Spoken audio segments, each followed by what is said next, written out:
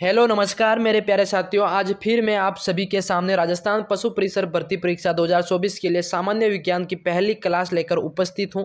इसमें दोस्तों परावर्तन एवं प्रकाश के नियम से संबंधित अति महत्वपूर्ण प्रश्न है। बिल्कुल दोस्तों ऑथेंटिक और यूनिक जेन्युइन कंटेंट द्वारा तैयार किया गया आज का अपना पहला मॉडल पेपर आपके सामने लेकर आ चुका हूँ। दोस्तों ऐसा कंटेंट आपको राजस्थान की बड़ी बड़ी कोचिंग संस्थाएं भी प्रोवाइड नहीं करवाती। बिल्कुल दोस्तों इस प्लेटफॉर्म पर आप सभी को बिल्कुल मुफ्त फ्री में पढ़ाया जा रहा है। तो शुरू करते हैं आज की ये क्लास।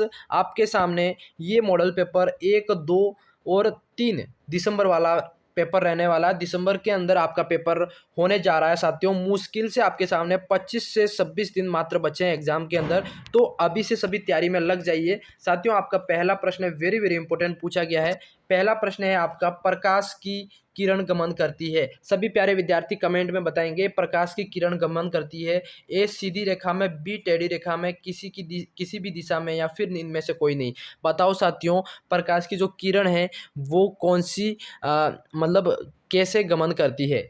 तो विद्यार्थियों इसमें जो ए कर रहे हो सीधी रेखा के अंदर, क्या, हाँ सीधी रेखा के अंदर गमन करती है। ए करने वाले सभी साथियों का इसमें करेक्ट हो जाएगा। साथियों इसके अंदर अपन टॉप 50 महत्वपूर्ण प्रश्न पढ़ने वाले हैं, तो क्लास को पूरी देखना है ना। क्लास में दूसरा प्रश्न आ चुका आपके सामने। जो भी नए साथी जुड़ रहे चैनल पे, चैनल को सब्सक्राइब जरूर से कर लेना। प्रकाश का वेग न्यूनतम होता है। बताओ साथियों प्रकाश का जो वेग है न्यूनतम कितना होता है। हाँ, न्यूनतम वेग किसके अंदर होता है। ए निर्वात के अंदर, या खाली जगह के अंदर, या फिर जल में, या फिर वायु में, या कांच में। बताओ साथियों प्रकाश का वेग न्यूनतम किस में होता है। जो विद्यार्थी इसमें डी कर रहे हैं, डी आपका कांच के अंदर, किसमें, न्यूनतम आपका हो जाएगा साथियों कांच के अंदर। ठीक है, हाँ डी करने वाले मेरे प्यारे छात्रों सभी का इसमें करेक्ट हो जाएगा। अगले प्रश्न की तरफ बढ़ते हैं। अगला प्रश्न आप सभी से तीसरा पूछा गया, वेरी वेरी इंपॉर्टेंट प्रश्न है।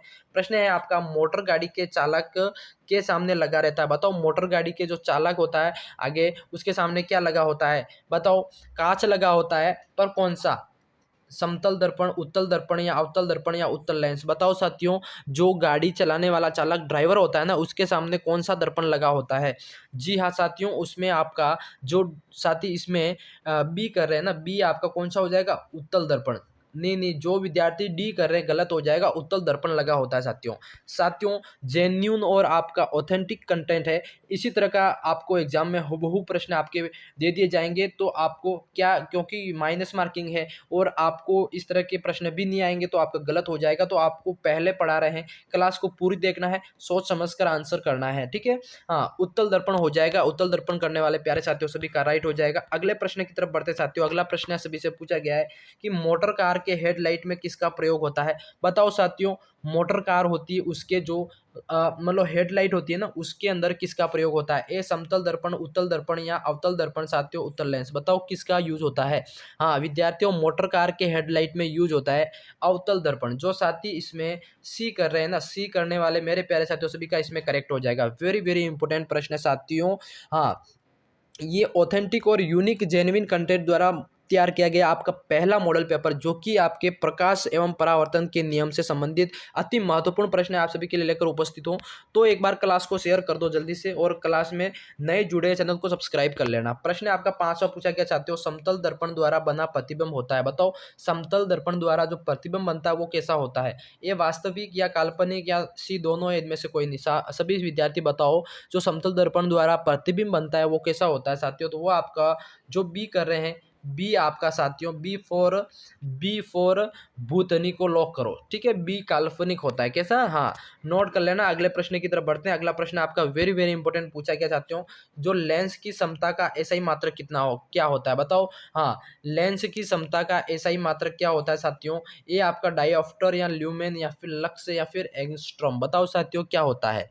हाँ जो विद्यार्थी इसमें लेंस का एसआई मात्रक बता रहे हैं, ये जो बता रहे हैं डाईऑप्टर, हाँ डाईऑप्टर आप सभी का इसमें साथियों करेक्ट हो जाएगा। ए करने वाले प्यारे साथियों सभी का करेक्ट हो जाएगा। अगले प्रश्न की तरफ बढ़ते हैं। अगला प्रश्न आप सभी से पूछा गया है कि प्रकाश की किरणों का पथ दर्शाने वाले चित्रों को क्या कहते हैं। जो प्रकाश की किरणें होती हैं उसका जो पथ दर्शाने वाले चित्रों को क्या कहते हैं साथियों। तो इसमें जो ए कर रहे हैं, ए आपका हो जाएगा किरण आरेख, मतलब किरण आरेख आपका सही हो जाएगा। ठीक है, हाँ ए ऑप्शन करने वाले सभी साथियों का इसमें करेक्ट हो जाएगा। अगले प्रश्न की तरफ बढ़ते हैं।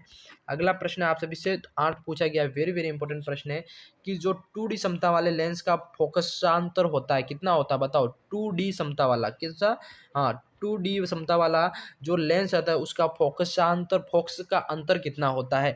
सभी विद्यार्थी कमेंट करो जल्दी से, 2D क्षमता वाले लेंस का फोकस का अंतर कितना होता है साथियों। तो फोकस का अंतर आपका हो जाएगा 50 सेंटीमीटर। कितना, हाँ 50 सेंटीमीटर। जो साथियों डी कर रहे हैं ना, डी, हाँ डी करने वाले मेरे प्यारे साथियों, इसमें सभी का करेक्ट हो जाएगा। अगले प्रश्न की तरफ बढ़ते साथियों। अगला प्रश्न आपका वेरी वेरी इंपॉर्टेंट प्रश्न पूछा गया है। प्रश्न 9 आपका है, ध्यान से पढ़ेंगे कि किसी उत्तल लेंस का फोकस का अंतर 50 सेंटीमीटर है तो उसकी क्षमता कितनी होगी। ये ऐसे प्रश्न आपको हुबहू पूछे जाएंगे। किसी उत्तल लेंस का फोकस का अंतर 50 सेंटीमीटर है, कितना 50, और उसकी क्षमता कितनी होगी। तो क्षमता की बात करें साथियों तो आपका 2+D कितना, हाँ अभी आपने +2D देखा ना अपन अगले प्रश्न में पढ़ा। तो डी करने वाले प्यारे साथियों सभी का इसमें करेक्ट हो जाएगा। ठीक है, हाँ प्रश्न घुमा फिरा के आपको पूछे जाएंगे। अगले प्रश्न की तरफ बढ़ते हैं। प्रश्न आपका 10 पूछा गया है। जो प्रकाश की किरणों के समूह को क्या कहते हैं बताओ। प्रकाश के जो किरण होती है उनको, किरणों के एक समूह को क्या कहते हैं बताओ साथियों। हाँ प्रकाश की किरणों के समूह को कहा जाता है किरण पुंज। क्या, किरण पुंज। जो बी कर रहे हैं, हाँ बी करने वाले सभी साथियों का इसमें करेक्ट हो जाएगा। ठीक है साथियों, ये आपके 10th लेवल का जो कोर्स है उस हिसाब से पढ़ाया जा रहा है। प्रश्न है आपका, उत्तल लेंस की क्षमता होती है बताओ। उत्तल लेंस की क्षमता कितनी क्या होती है, ऋणात्मक, धनात्मक, या ए या बी दोनों, इनमें से कोई नहीं। सभी साथी बताओ जल्दी से, उत्तल लेंस की क्षमता कैसी होती है साथियों। तो वो होती है आपके उत्तल की ऋणात्मक। ठीक है, ऋणात्मक होती है। बी करने वाले प्यारे साथियों सभी का राइट हो जाएगा। और अवतल लेंस की क्या होती है कमेंट में करो जल्दी से फटाफट। हाँ साथियों देखो, अवतल लेंस का प्रश्न आ गया आपके सामने। अवतल लेंस की जो क्षमता होती है साथियों वो होती है आपकी ऋणात्मक। क्या, हाँ अवतल लेंस की आपकी हो जाएगी ऋणात्मक क्षमता होती है। ठीक है, और उत्तल की धनात्मक है। आपको याद रखना है, एग्जाम के अंदर पूछा जाए तो हूबहू करके आना है। अगले प्रश्न की तरफ बढ़ते हैं साथियों। अगला प्रश्न आपका, उत्तल लेंस को कहते हैं, उत्तल लेंस को क्या कहते हैं, उसका दूसरा नाम बताना है। उत्तल लेंस को साथी कहते हैं अभिसारी लेंस। क्या, अभिसारी लेंस आपका हो जाएगा ए ऑप्शन। ए ऑप्शन करने वाले महानुभावों का सभी का राइट हो जाएगा, ए आपका करेक्ट हो जाएगा। ठीक है, अभिसारी लेंस। अगला प्रश्न है आपका 14 पूछा गया है, अवतल लेंस को क्या कहेंगे। अब अभी सारी उत्तल को कहेंगे तो अवतल लेंस को क्या कहेंगे। हाँ बताओ, अवतल लेंस को साथियों आपका कहा जाता है अपचारी लेंस। क्या, अपसारी लेंस। ठीक है, जो सी कर रहे हो, सी करने वाले एकदम सही करेक्ट कर रहे हैं। प्रश्न को पूरा देखना, आपके मात्र 20 मिनट का वीडियो रहने वाला है तो इसमें आपको सारे प्रश्न कवर करवा दिए जाएंगे। अगले प्रश्न, निम्न में से कौन सा पदार्थ लेंस बनाने के लिए प्रयुक्त नहीं किया जाता है बताओ। निम्न में से कौन सा पदार्थ है जो लेंस बनाने के लिए प्रयुक्त नहीं किया जाता है साथियों। तो वो आपका हो जाएगा, हाँ जो देखो जल भी यूज होता है, कांच और प्लास्टिक, मिट्टी जो साथियां जो आपका लेंस बनाने में यूज नहीं होता है। तो डी आपका करेक्ट हो जाएगा। अगले प्रश्न की तरफ बढ़ते हैं साथियों। अगला प्रश्न आप सभी से पूछा गया है कि किस दर्पण में हमेशा वस्तु से छोटा प्रतिबिंब प्राप्त होता है। किस दर्पण से, मतलब किस वस्तु से छोटा प्रतिबिंब प्राप्त होता है। तो ए समतल से, या बी उत्तल, या सी अवतल, इनमें से कोई नहीं। साथियों बताओ क्या राइट हो जाएगा।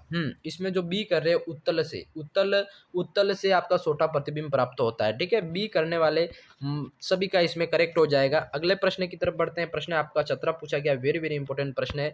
प्रश्न है आपका, किस दर्पण से वस्तु का बड़ा प्रतिबिंब बनता है। बस किस दर्पण से वस्तु का बड़ा प्रतिबिंब बनता है साथियों। तो समतल, अवतल, या उत्तल, इनमें से कोई नहीं। बताओ साथियों क्या राइट हो जाएगा।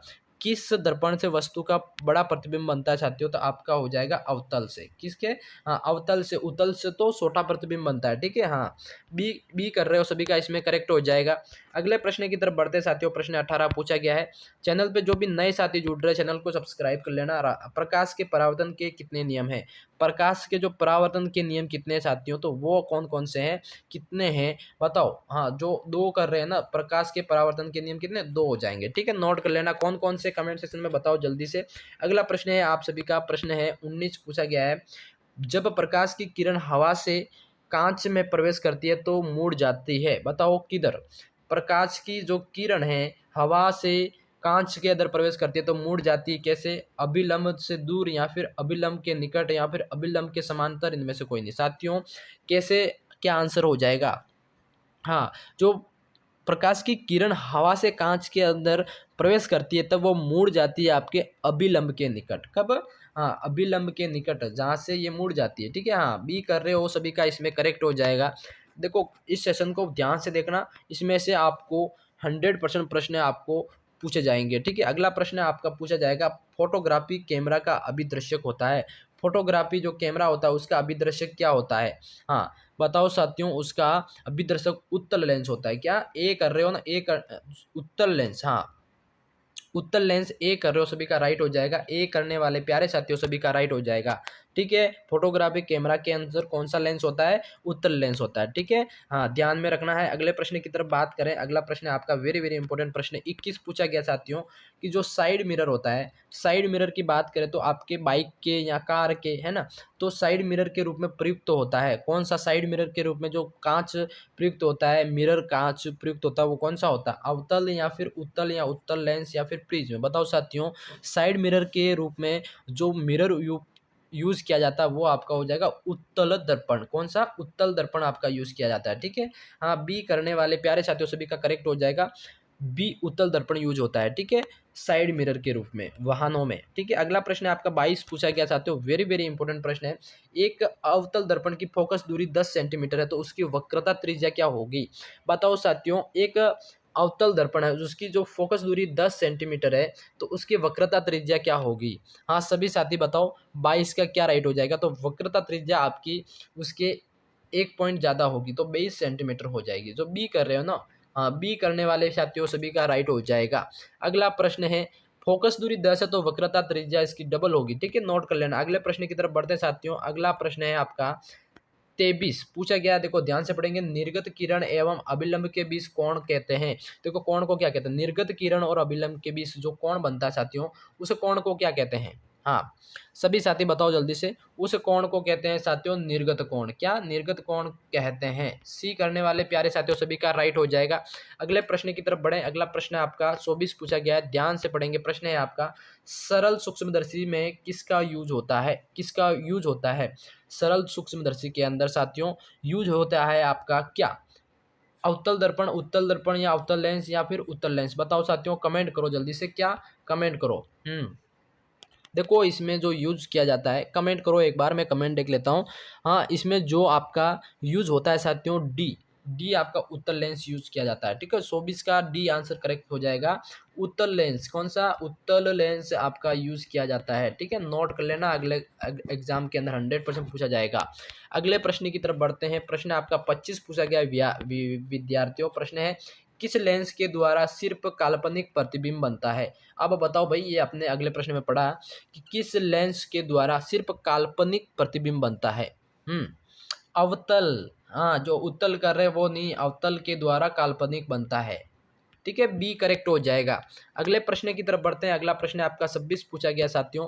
प्रश्न 26 है आपका, परावर्तन के नियम से निर्धारित होता है। परावर्तन का जो नियम है उससे निर्धारित होता है क्या? बताओ। परावर्तन के नियम से निर्धारित होता है साथियों, आपतन कोण बराबर परावर्तन कोण। ठीक है, नोट कर लेना, ये आपके 100% पूछा जाने वाला सवाल है। ए ऑप्शन करेक्ट हो रहा है इसमें। आपतन कोण परावर्तन कोण के बराबर होता है। ठीक है, परावर्तन नियम से ये सिद्ध होता है। ठीक है, नोट कर लेना, एग्जाम के अंदर हुबहू सपने वाला प्रश्न है। अगला प्रश्न आपका 27 पूछा गया साथियों, काल्पनिक प्रतिबिंब होता है।